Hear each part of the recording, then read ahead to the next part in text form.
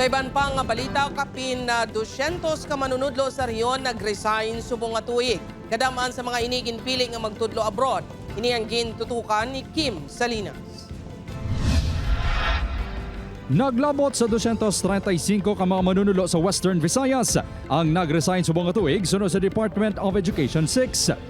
Pinakamadamo nga nag-resign ang probinsya sang Iloilo nga may 55. Ginasundan sang Negros Occidental nga may 44 kag pangatlo ang probinsya sang Antique nga may 27.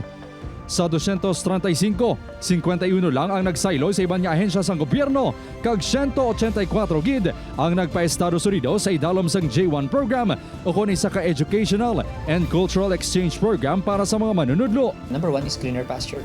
Sa ilang side, kiti they want to provide better opportunities, better nga financials sa ila sini nga mga pamilya diri.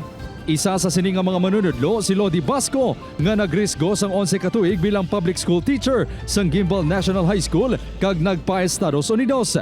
In terms of sweldo, no? Taas naman. But then, even taas ang sweldo sa Pilipinas sa pagka-teacher. Pero laking pag-itikto, no?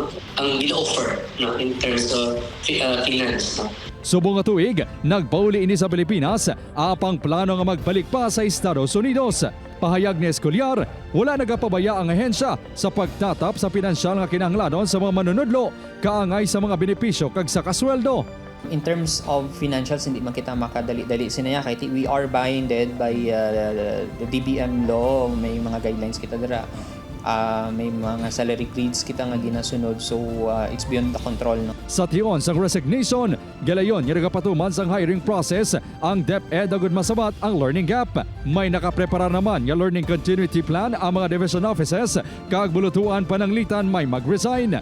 Hindi gid matumod ni Escolyar kung nagtaas o kung nagdubo ang mga nag-resign sa bunga tuig kung ikumpara sa mga nagligad nga tuig, bungod wala sila sang datos tuhoy diri. Apang ginpahayag sini nga manubo lang ang numero sang nag-resign kung ikumpara sa kabugasan nga manunudlo sa rehiyon nga yara sa karon sa masobra 78,200. Upod kay Romel Porquia, Kim Salinas, 1 Western Visayas.